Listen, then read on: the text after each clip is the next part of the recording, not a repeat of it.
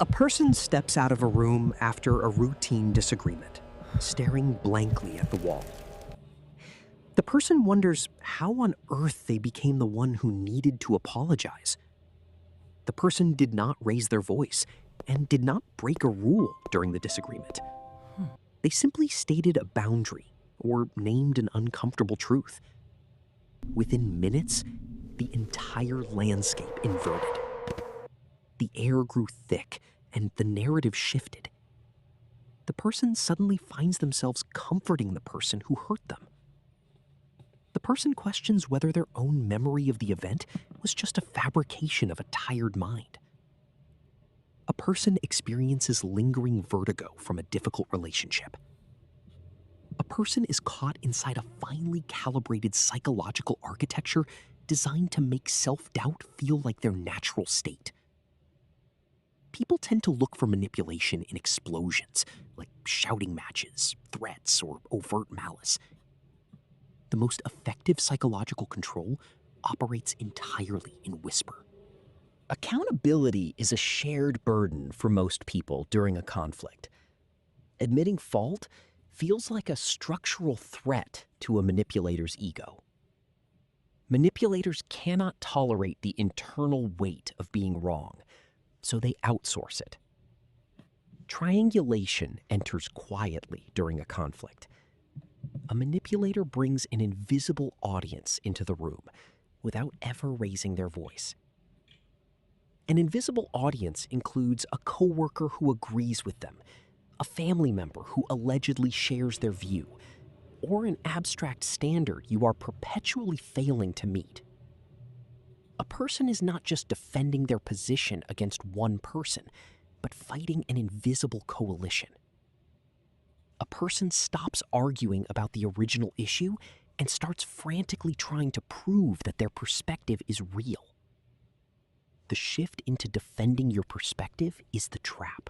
The moment a person is forced to prove their own sanity, they have already lost the argument. The erosion of certainty works effectively over time because human beings are fundamentally wired to seek consensus. Someone you trust consistently reframes your experiences by insisting you are too sensitive, that a conversation never happened, or that you are fundamentally misinterpreting their intentions. Something quiet happens to a person's cognitive foundation when their experiences are consistently reframed. A person stops consulting their own internal compass. A person's brain stops asking what they experienced and begins asking what the other person is going to tell them happened. The mechanics of cognitive displacement dismantle a person's trust in their own memory. Manipulators become the sole architects of a person's reality. A person stops relying on their instincts because their instincts have been repeatedly punished for being wrong.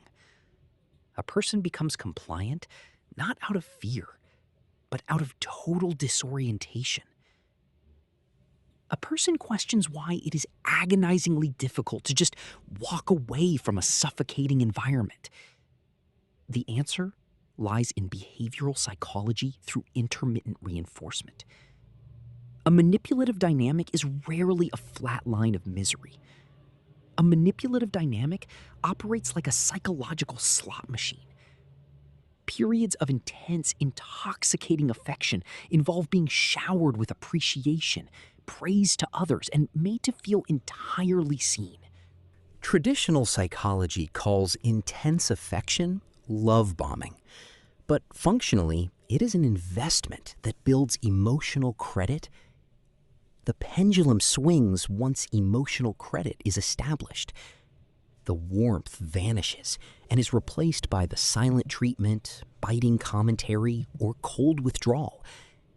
A person's brain latches onto initial acceptance as the real person beneath the flaws because they have tasted the high of that acceptance. A person spends the rest of the relationship gambling their peace of mind. A person works desperately to earn back a version of the manipulator that only exists to keep them hooked. A person stays in a relationship not because they are happy, but because they are waiting for a payout. Breaking free from a manipulative feedback loop does not require winning an argument against someone who refuses to see reality. Breaking free requires a person to stop playing the manipulator's game altogether. A person institutes the objective audit by stepping away after a confusing conversation and immediately writing down the raw facts of what transpired, free of emotional interpretation. Writing down raw facts creates an external anchor that gaslighting cannot rewrite in real time.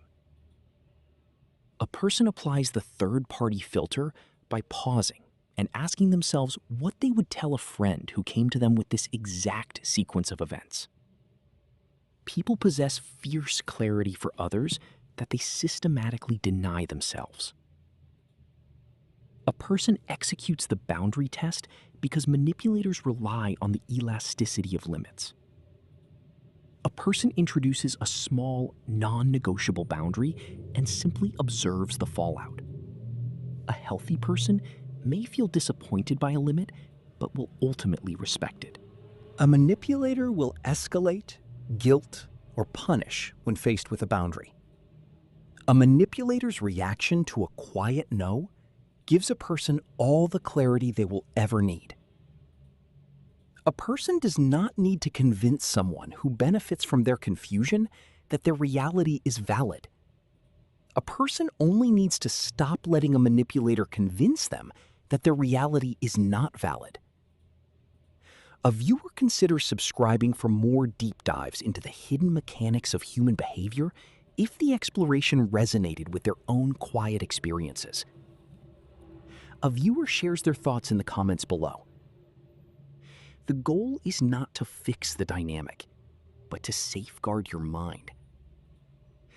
The most profound psychological breakthrough a person can achieve is the simple, quiet act of walking back into their own truth.